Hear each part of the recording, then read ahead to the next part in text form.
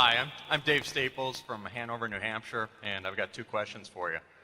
First, I'd like to hear your thoughts on selling securities short and what your experience has been recently and over the course of your career. The second question I'd like to ask is how you go about building a position in a security you've identified.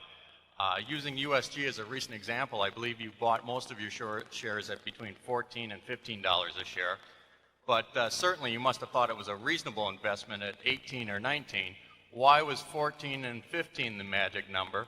And now that it's dropped to around 12, do you continue to build your position? How do you decide what your ultimate position is going to be? Well, we can't talk about any specific security. So our buying techniques depend very much on the kind of security we're dealing in. Sometimes it's a security that might take many, many months to acquire, and other times you can do it very quickly, and sometimes it may pay to pay up, and other times it doesn't. And the truth is you never know exactly what the right technique is to use as you're doing it, but you just use your best judgment based on past purchases. But we can't discuss any specific one. Short selling, it's an interesting item to study because it's ruined a lot of people. It is the sort of thing that you can go broke doing. Bob Wilson, there's famous stories about him and Resorts International. He didn't go broke doing. In fact, he's done very well subsequently. But being short something where your loss is unlimited is quite different than being long something that you've already paid for. And it's tempting.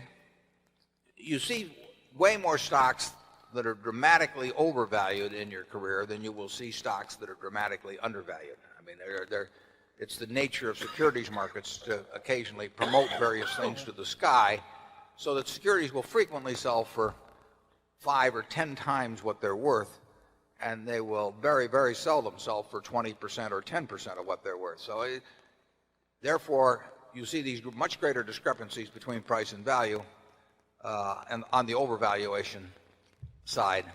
So you might think it's easier to make money on short selling. And all I can say is it hasn't been for me. I don't think it's been for Charlie. It is a very, very tough business because of the fact that you face unlimited losses and because of the fact that people that have overvalued stocks, very overvalued stocks, are frequently on some scale between promoter and crook. And that's why they get there. And once they're and they also know how to use that very valuation to bootstrap value into the business, because if you have a stock that's selling at 100 that's worth 10, obviously it's to your interest to go out and issue a whole lot of shares. And if you do that, when you get all through, the value can be 50. In fact, there's a lot of chain letter type stock promotions that are sort of based on the implicit assumption that the management will keep doing that. And if they do it once and build it to 50 by issuing a lot of shares at 100 when it's worth 10, now the value is 50, and people say, well, these guys are so good at that, let's pay 200 for it or 300, and then they can do it again and so on. It's not usually quite that clear in their minds, but that's the basic principle underlying a lot of stock promotions. And if you get caught up in one of those that is successful, you can run out of money before the promoter runs out of ideas. In the end, they almost always work. I mean, I would say that of the things that we have felt like shorting over the years, the batting average is very high in terms of eventual. They would work out very well eventually if you held them through. But it is very painful, and it's in my experience, it's a whole lot easier to make money on the long side. I had one situation, actually an arbitrage situation, when I was when I moved to New York in 1954, so it was about June or July of 1954, that involved a surefire type transaction, an arbitrage transaction. It had to work. But there was a technical wrinkle in it, and I was short something. And I felt like for a short period of time, I felt like Fanova was feeling last fall. I mean, it was very unpleasant. You can't make, in my view, you can't make really big money doing it because you can't expose yourself to the loss that that would be there if you did do it on a big scale. And Charlie, how about you? Well, Ben Franklin said if you want to be miserable, during Easter or something like that, he says borrow a lot of money to be repaid at Lent or something to that effect. And similarly, being short something, which keeps going up because somebody is promoting it in a half-crooked way and you keep losing and they call on you for more margin, it just isn't worth it to have that much irritation in your life. It isn't that hard to make money somewhere else with less irritation. It would never work on a Berkshire scale anyway. I mean, you could never do it for the kind of money that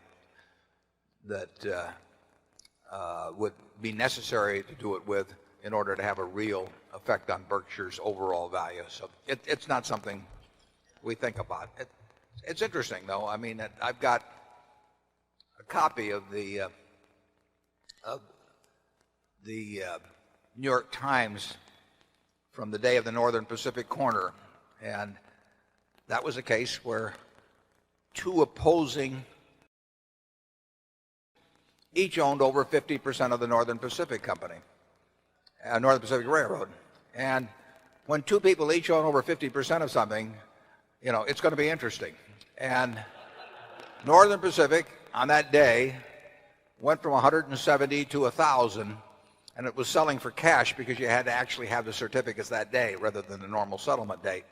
And on the front page of the New York Times, which incidentally sold for a penny in those days, it's had a little more inflation than Coca-Cola, front page of the New York Times, right next to the story about it, it told about a brewer in Newark, New Jersey, who had gotten a margin call that day because of this, and he jumped into a vat of hot beer and died. And that's really never appealed to me as, the ending of a financial career. And who knows, when they had a corner in Piggly Wiggly, they had a corner in Auburn Motors in the 1920s. I mean, there were corners. That was part of the game back when it was played in a kind of a footloose manner. And it did not pay to be short. Actually, during that period, you might find it interesting. In the current issue of the New Yorker, maybe one issue ago, the one that has the interesting story about Ted Turner, there's also a story about Hetty Green. And Hetty Green was one of the original incorporators of Hathaway Manufacturing, half of our Berkshire Hathaway operation, back in the 1880s. And Hetty Green was just piling up money.